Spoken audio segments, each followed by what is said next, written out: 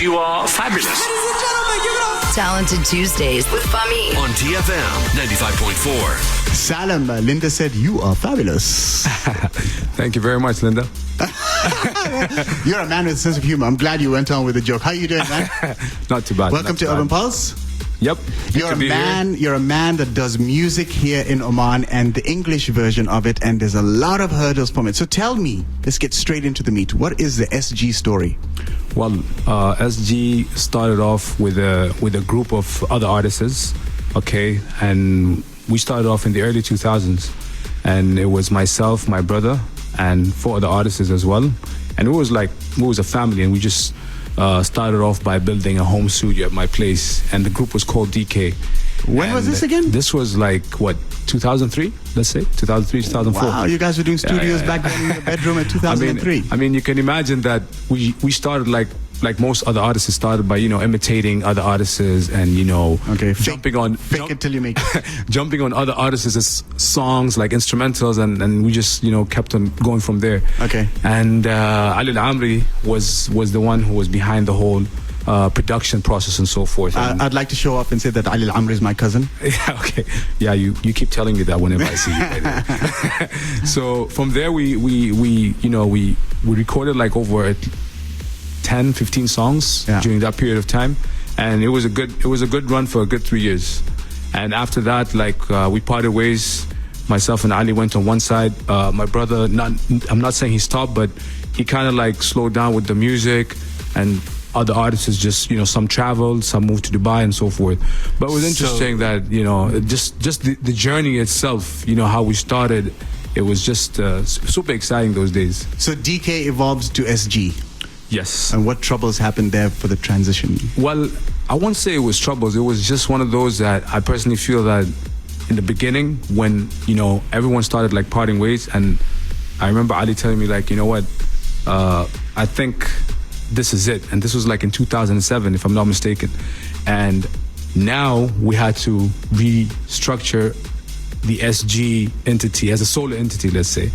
And I'm glad you saw it as a brand, as an entity, not just it was about Salim. Yeah. Because I'll tell you one thing, Fahmi. We used to perform in a lot of events, during Eid, both Eids, I would say, first day, second day, we'd always be performing, and the whole crowd there that used to come and watch us perform would specifically come for us, and it was crazy. How many people?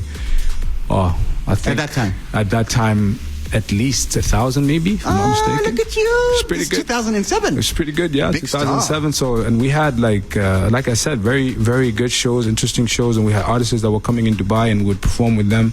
And there was concerts, and there was a lot of event makers at that time, let's say. So you just weren't a singer, you were also a pioneer. Quite interesting. I did a lot, alhamdulillah, I have to admit, you know, and I know it's an achievement, it's definitely an achievement. Okay, another one of your achievements, because we're going to be coming back and asking a lot of questions here to SG, because he seems to have a lot of stuff to talk about, is this song Eurodice. Tell me more about it in 10 seconds. Oh yeah, Eurodice is one of the songs that, me and my boys went for a holiday in Europe, and we just did something crazy, and I had to write about it. This is it, Eurodice. Nice story, SG. Tell me more about it.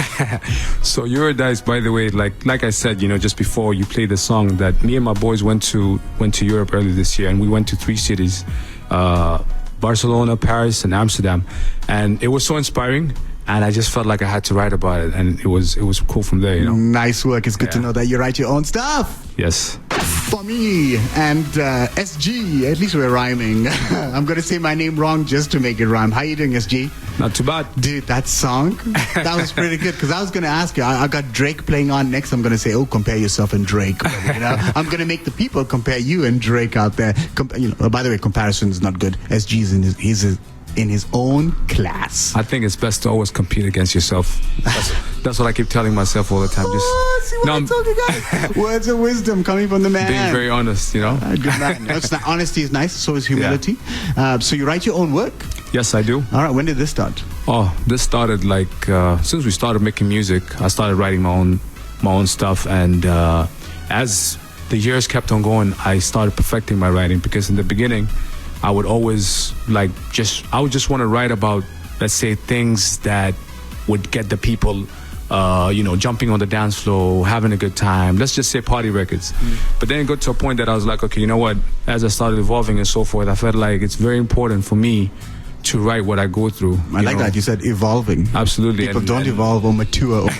Very good. And experience is the best teacher. So I felt like it's super important for me to ensure that whatever I go through, like in life, even if I travel or things that I just witness day to day, let's say, get on the beat, write it, and that's where you start, developing. Do I expect me and Senna to be on a record today? Why not? Let's do something. All right. a song about this moment right now. Let's do something. Coming on TFM for the first time.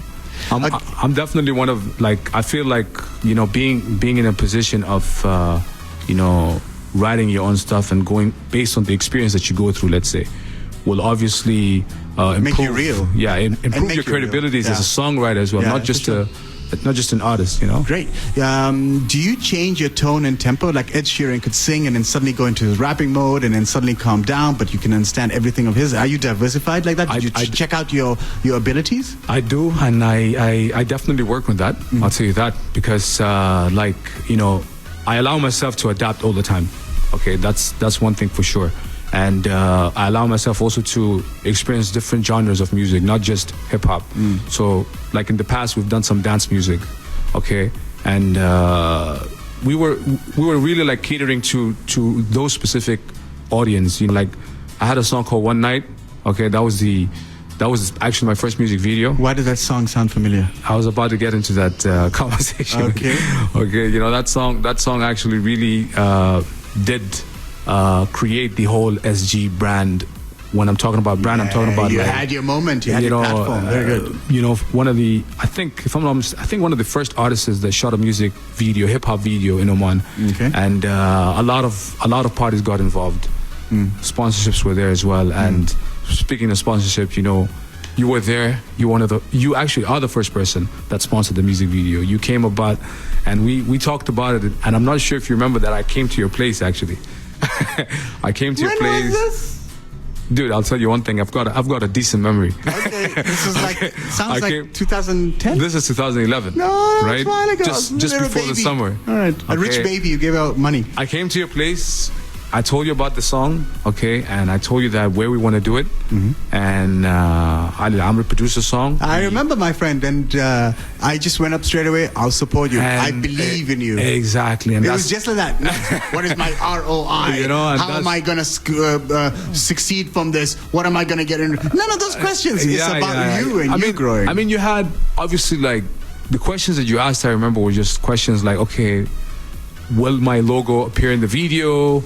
The behind scenes, these things need to be mentioned and branding so forth. People, very important. Exactly. So these were like the questions that I remember you brought to the table, and I felt like, okay, this is just a starting point right now, and you supported, and then after that, we had Red Bull that got involved, Lamborghini got involved, and the rest was history. We shot the video. Look at you, classy man. The rest was history, and indeed it was. Yes, yeah. Now, I asked early on, comparing you with Drake. Let's check him out after we heard your song, You're a Dice. Here we go. You ready? Let's do it. All right. Shout out to Drake. I love that. You are fabulous. That's an awesome bed right over there. How you doing, SG? Not so bad. A lot of good songs. Yeah, Florence and the Machine. A lot of good going songs. on Hunger, and you were hungry. In fact, just as we played Eurodice, you went and we had Drake after that. You connected Eurodice and Drake. Say the story again. First thing, Drake is definitely one of my favorite artists, like, to be honest. And apart from that, when the song dropped, Nice for What, we were in Europe at that time, and I remember I was with my friends and we were watching the video. It just came out, and I was telling my boys, like, Hisham, this song is so good. It's a really good song. It's like, what do you expect? It's Drake. Anything Drake touches is, I was like, yeah, but okay, he has good songs, a lot of good songs, but not everything he touches is always, But I was like, no, this is a really good song. And as I started listen, because it was on repeat, and I just kept on listening to it over and over. And then I had my producer that I worked with on the EP, Triple B. Okay, he had posted.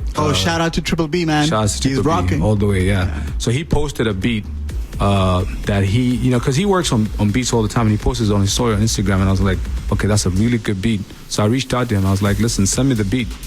He's like, what beat? He's like, you're out of the country. I was like, regardless, just send it to me, you know. I want to work with it. I want to do something The Drake with this. beat?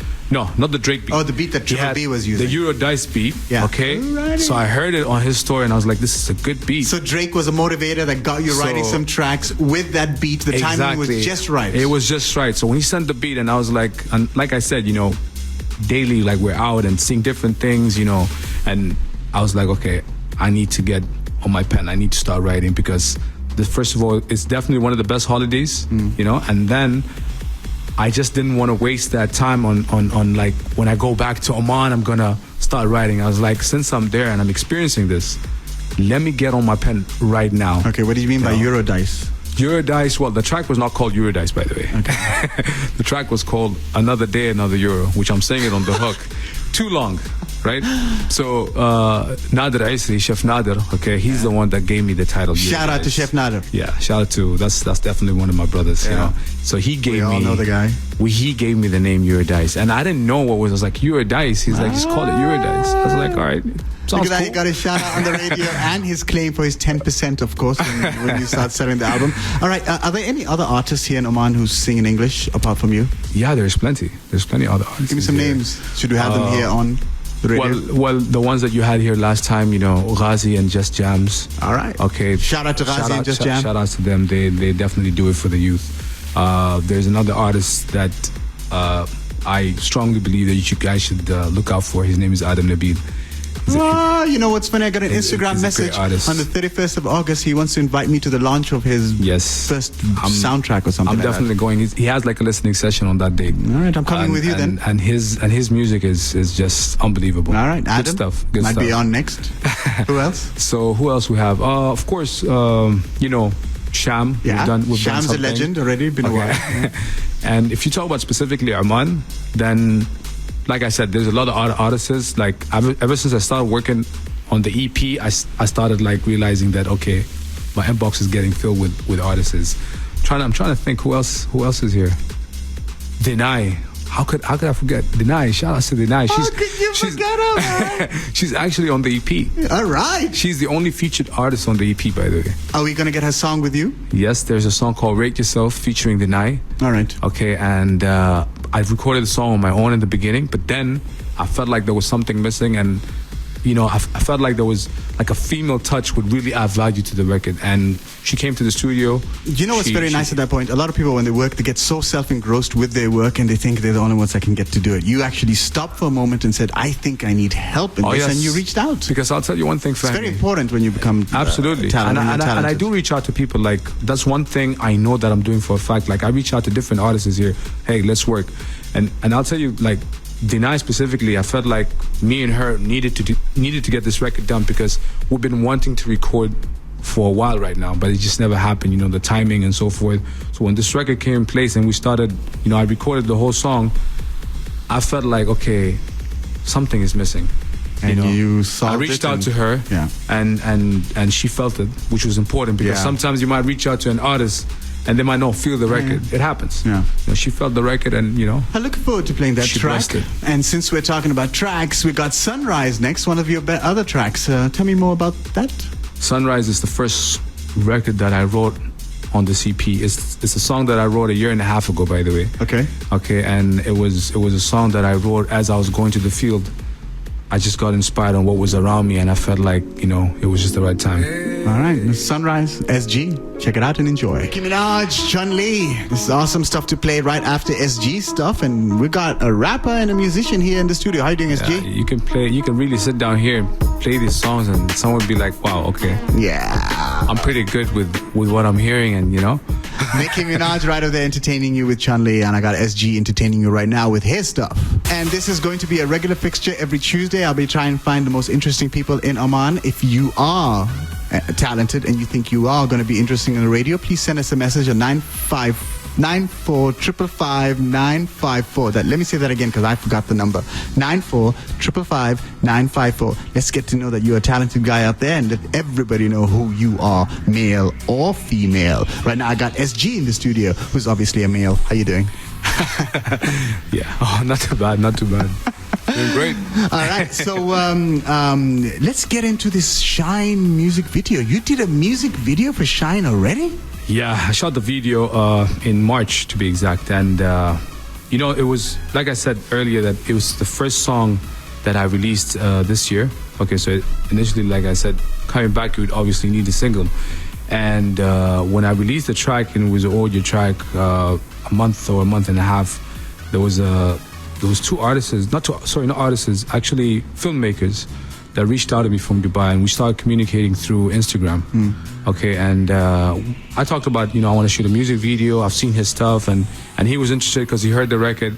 5 days later, I went to Dubai, we met up, and it was just so fast because I was not planning to shoot the video in Dubai, to be honest. I knew I wanted to shoot. It, or was it pro bono from the director? No. I had compensated from my own end, and we had sponsorship from Panasonic, like the equipment and so forth. It's good to hear the talents are getting sponsorship. So that was incredible, to be honest. And for him, like as a director, I think he was super reasonable, very, very just open for suggestions and so forth. Well, we'll know how he is from his work once we check out your video Shine on YouTube, I presume. Yeah, it's been out since June actually. Okay, June so 21st. Shine SG and SG Shine, you get it straight away. Yeah. Okay, so what was the process in the making of the Unlocked EP?